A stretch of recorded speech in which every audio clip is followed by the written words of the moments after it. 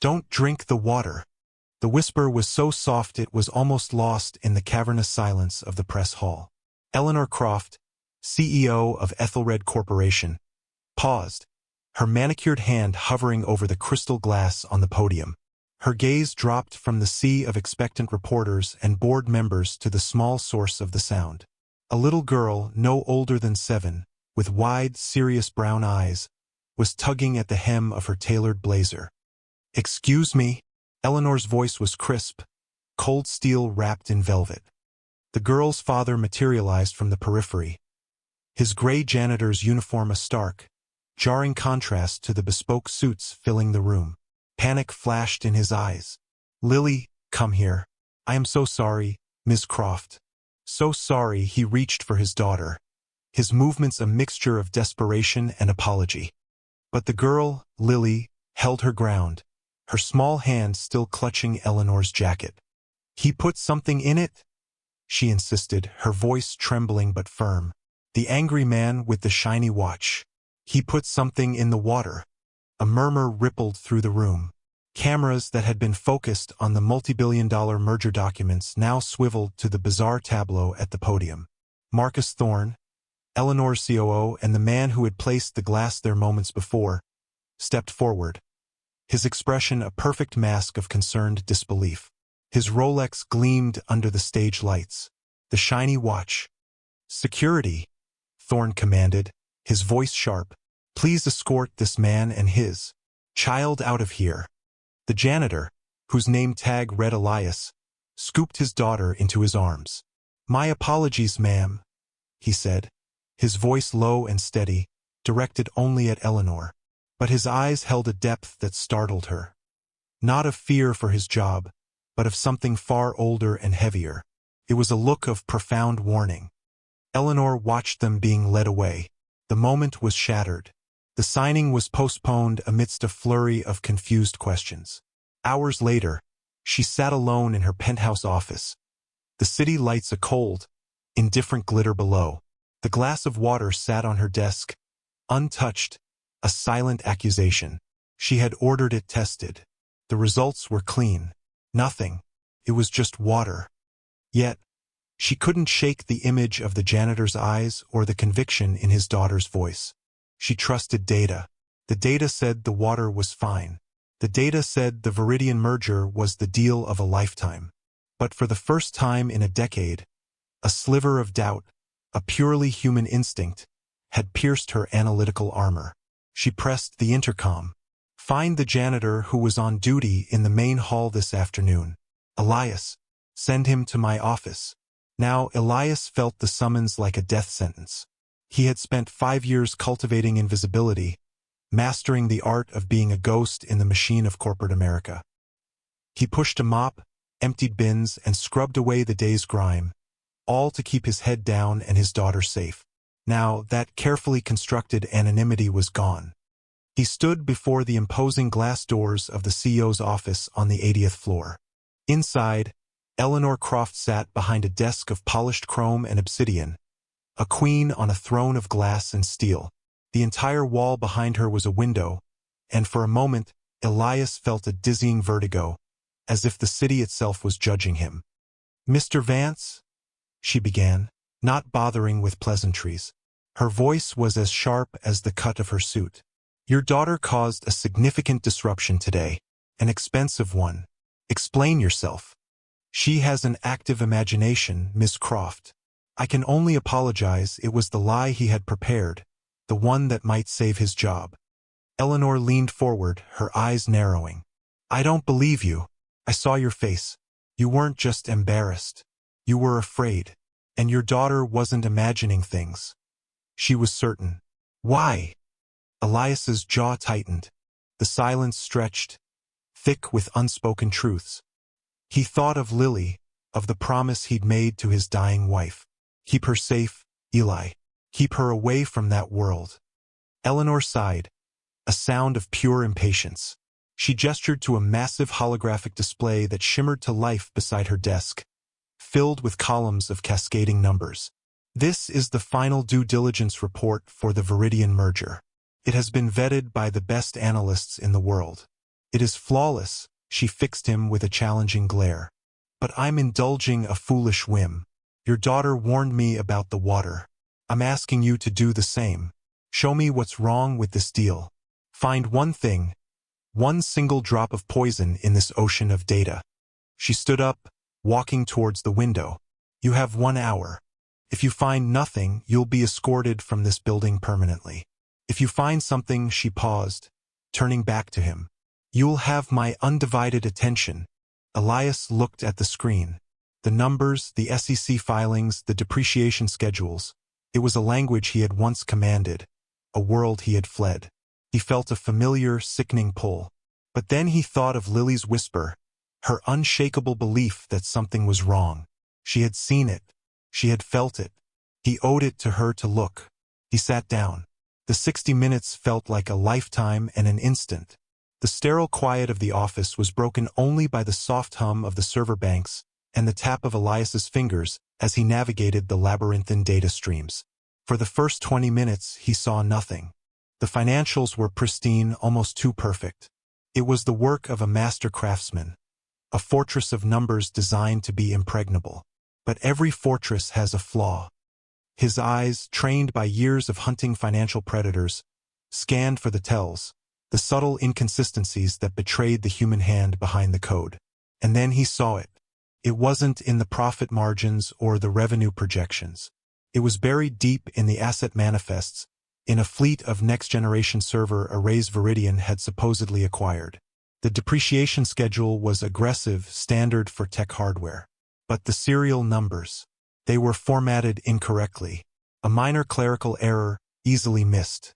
Except they weren't just wrong.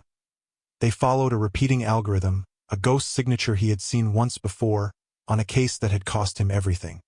The assets didn't exist. They were phantoms, conjured to inflate Viridian's value by 9 figures. When Eleanor returned, she found him standing before the screen, his expression grim. He pointed to a single line of code. There, he said, his voice raspy. It's a ghost ledger. The server fleet listed under asset code 7B, Alpha doesn't exist. The capital was routed through a holding company in the Caymans, then funneled back to purchase derivatives betting against Ethelred stock post-merger. He broke it down for her, his words precise and unadorned. He didn't use jargon. He spoke with the simple, devastating clarity of absolute truth. He explained how the merger would trigger a debt clause, allowing the phantom assets to be used as collateral, bankrupting Ethelred while the architects of the deal walked away with billions from the stock short. Eleanor listened, her composure unbreached, but a flicker of something, shock, maybe even admiration, danced in her eyes. She spent 10 minutes on her own terminal, her fingers flying across the keyboard, running verification protocols. The silence was absolute. Finally, she leaned back, her face pale. He was right there, she breathed, more to herself than to him. Marcus. He structured the final validation. She looked at Elias, truly seeing him for the first time. The worn uniform, the tired lines around his eyes, the calloused hands. They were a disguise. Who are you? I'm a janitor, he said, the lie tasting like ash. No, she countered, her voice low. You're not. She made a decision. I need you to find every loose thread. I'll give you whatever you need, access, resources. But this stays between us. You will work for me and only for me. No one can know. In return, I'll pay you 10 times your current salary. And I will guarantee your daughter's safety. He thought of the risk of the shadows he had run from. But he also thought of the shadow he saw on Marcus Thorne's face. That kind of predator didn't stop. He had to finish this, not just for Ethelred, but for Lily. I'll do it, he said. But I don't work from here. I need a place where no one will look for me. His new office was a converted storage closet in the subbasement, nestled between the humming HVAC systems and the building's central wiring nexus. It was windowless and small, but it was anonymous. A ghost sanctuary, a high-end data terminal, delivered by a discreet courier, sat on a simple metal desk, a stark piece of advanced technology in the dusty, forgotten space. From here, Elias Vance, The man who had once been the most feared forensic accountant at the Department of Justice began to dismantle Marcus Thorne's empire of lies. He worked with a quiet, relentless focus. The ghost ledger was the key. He followed the money, a digital breadcrumb trail that led him through a dizzying maze of shell corporations and offshore accounts. Each discovery was like pulling on a thread that unraveled a larger tapestry of deceit. Thorne wasn't just planning to sink Ethelred. He had been bleeding the company dry for years, a parasite hidden in plain sight. Eleanor became his sole point of contact. She would meet him in the dead of night, descending to the building's concrete heart in the service elevator. She brought him coffee and encrypted data drives. The power dynamic between them shifted. She was no longer just the CEO. She was the client, the partner. She saw the brilliance of his mind, the surgical precision with which he dissected complex financial structures. He saw the immense pressure she was under, the isolation of her position. "Marcus is pushing back," she told him during one late-night meeting, her voice tight with stress. "He's questioning my hesitation on the merger. He's telling the board I'm getting cold feet, that I'm becoming unstable." "He knows something is wrong," Elias said, not looking up from the screen. "He's trying to box you in. Force your hand before we find the smoking gun." He pointed to a newly uncovered link. "This account. It was used to fund the shell corporation that holds the phantom assets. It's an Ethelred executive fund. Access is restricted to 3 people, you, the CFO, and Thorne." A chill went through Eleanor. The enemy wasn't at the gates. He was in the throne room. "We have him. We have a thread," Elias corrected. "We need the whole rope. Something that ties him to it directly, something irrefutable." Thorne, feeling the silent pressure, began making mistakes. He tried to restrict Eleanor's access to certain servers, citing new security protocols. He subtly altered minutes from board meetings. Each move was a clumsy attempt to cover his tracks, and for Elias, it was like a flare in the darkness, showing him exactly where to look next. The alliance between the janitor and the CEO, forged in suspicion, was now hardening into a weapon. The first real tremor of fear hit Elias not in the digital world of numbers, but in the sun-drenched yard of Lily's elementary school. He was waiting by the gate, watching her play on the swings, when her teacher approached him, a concerned look on her face. "Mr. Vance? Can I have a word?" She handed him a piece of paper from Lily's art class. "She drew this today. She's been very quiet all afternoon." Elias looked at the drawing. It was their small apartment building, rendered in bright, cheerful crayon. There was a smiling stick figure of him, and one of Lily holding his hand. But across the street, half hidden behind a crudely drawn tree, was another figure. It was tall and dark, a featureless silhouette of pure black crayon, scribbled with an unnerving intensity. A man in shadow watching them. That night, the fear became a physical presence. He was reading Lily a bedtime story when he heard a faint noise from the living room, the creak of a floorboard that wasn't supposed to creak. He froze, every nerve ending screaming. He quietly slipped out of Lily's room, grabbing the heaviest thing he could find, a cast-iron skillet from the kitchen. The living room was empty, but the window was unlocked, and a cold draft filled the small space. Nothing seemed to be missing. His laptop was still on the coffee table, his wallet untouched. Then he saw it. On his small, cluttered desk, a single object had been moved. It was a framed photograph of his wife, Amelia. It was now lying face down. It wasn't a robbery. It was a message. "I know who you are. I know what you love. I can reach you." His hands shook as he picked up the phone. He didn't call the police. He called the only person who would understand. "Eleanor," he said, his voice a strained whisper. "He knows. He's been to my apartment." The line was silent for a beat. When she spoke, her voice was stripped of all its corporate authority, replaced by something colder, harder. "Pack a bag for you and Lily. The car will be at your curb in 10 minutes. It will take you to a secure location. Don't ask questions. Just be ready." The game had changed. It was no longer about money or corporate espionage. Thorne had made it personal. He had threatened the one thing Elias had left the world to protect. And in doing so, he had awakened a man who had nothing left to lose. The secure location was a corporate penthouse suite that took up the entire floor of a residential skyscraper owned by Ethelred. It was a world of polished marble, floor-to-ceiling windows, and minimalist furniture that cost more than Elias's annual salary. Lily, after a moment of stunned silence, thought it was a castle. For Elias, it was a gilded cage. Eleanor was there waiting for them. "You'll be safe here," she said, her tone absolute. "Round-the-clock security in the lobby and a dedicated detail on this floor. No one gets in or out without my direct approval." The forced proximity dissolved the last of their professional barriers. In the evenings, after Lily was asleep, they would work together in the vast living room, the city sprawling beneath them like a circuit board. Surrounded by the sterile luxury, they started to share pieces of themselves. "My wife, Amelia," Elias said one night, staring out the window. She was an investigative journalist. She was working on a story about a hedge fund magnate, a man who built his fortune on fraud and ruin. She found the proof, the unredacted documents. A shadow passed over his face, a memory so painful it was a physical presence. They ran her off the road, made it look like an accident. The man she was investigating walked away without a scratch. I was the one who taught her how to follow the money. I gave her the tools that got her killed. He finally looked at Eleanor. So I disappeared. I took a new name, a new life. I became a janitor so that no one would ever look at me twice. All to keep Lily safe. Eleanor listened, her usual icy composure thawed by the raw grief in his voice.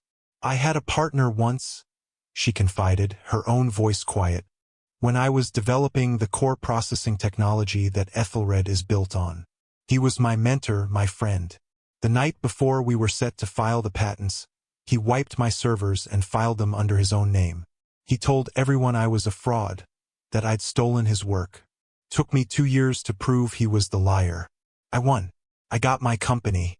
But I never trusted anyone that closely again. They were two people defined by the ghosts of their past, isolated by trauma and betrayal. But in that glass tower, united against a common enemy who threatened not just a company but a child's life, they found a fragile, unexpected trust. The hunt for Thorn was no longer a job.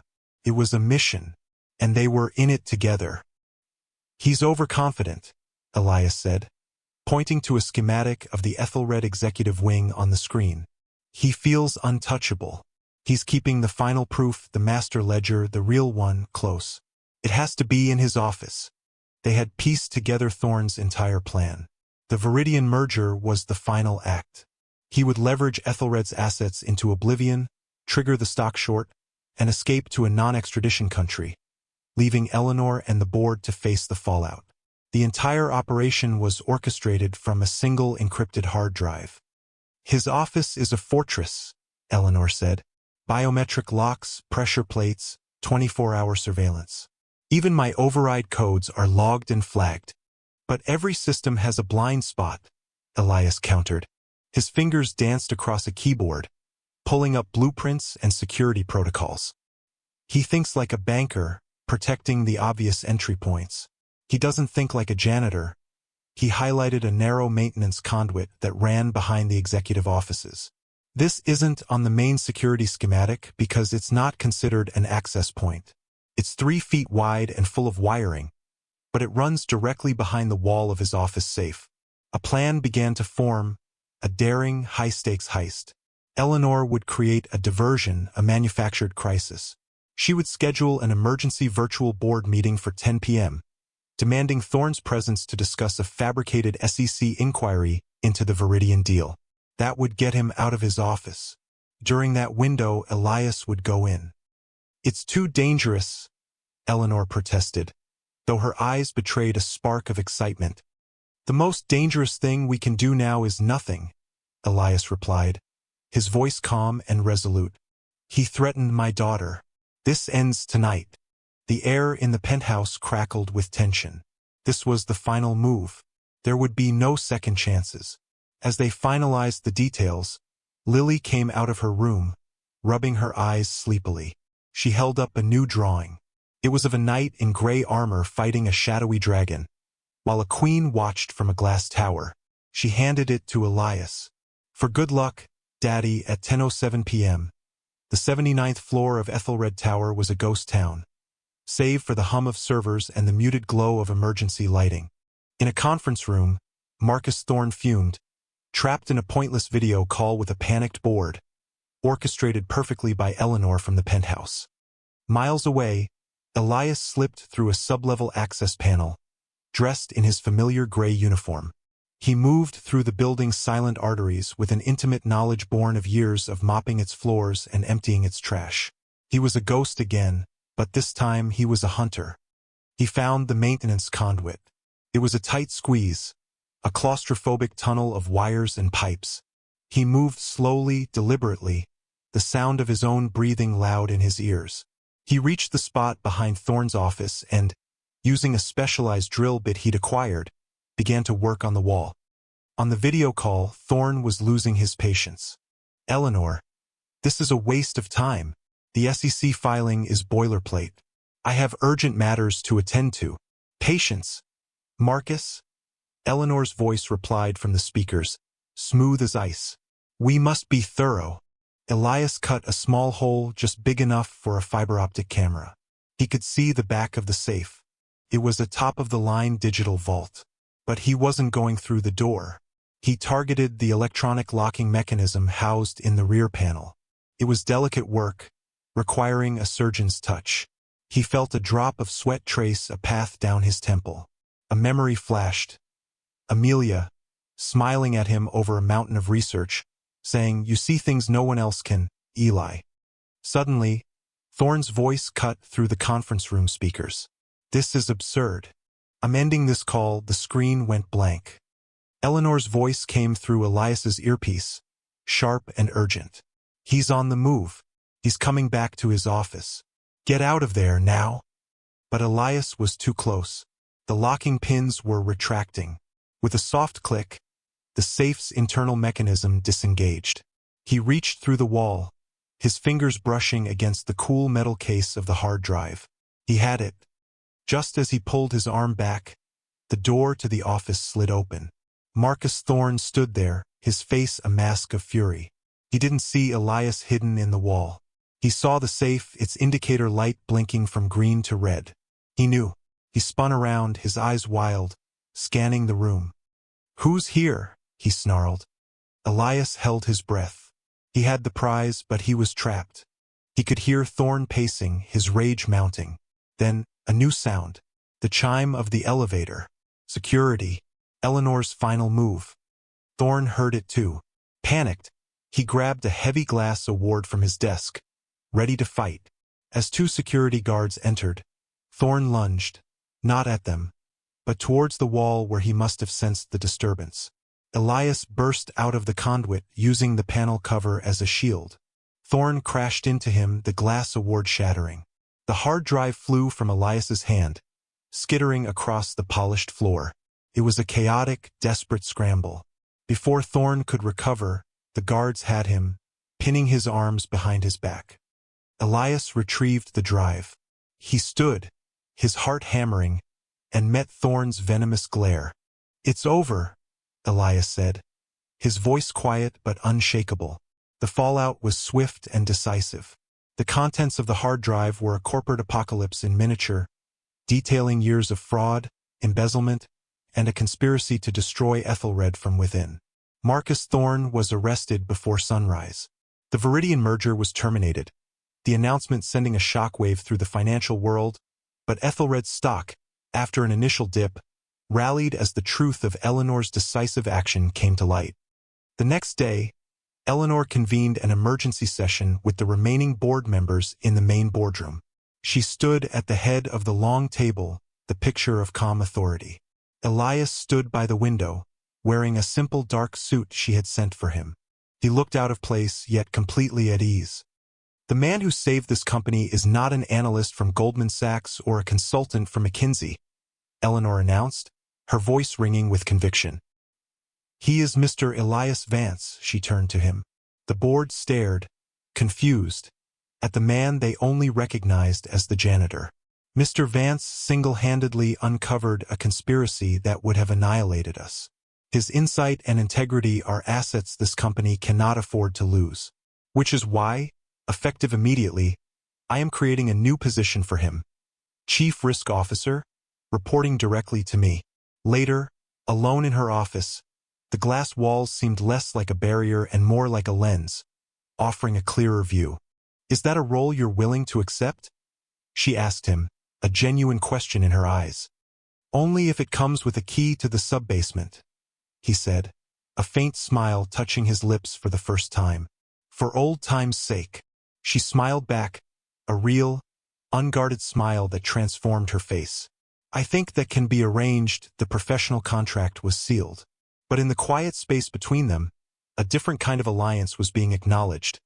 One built not on data and transactions, but on trust, courage, and a shared victory over the shadows. 6 months later, the view from the 80th floor was the same, but everything had changed.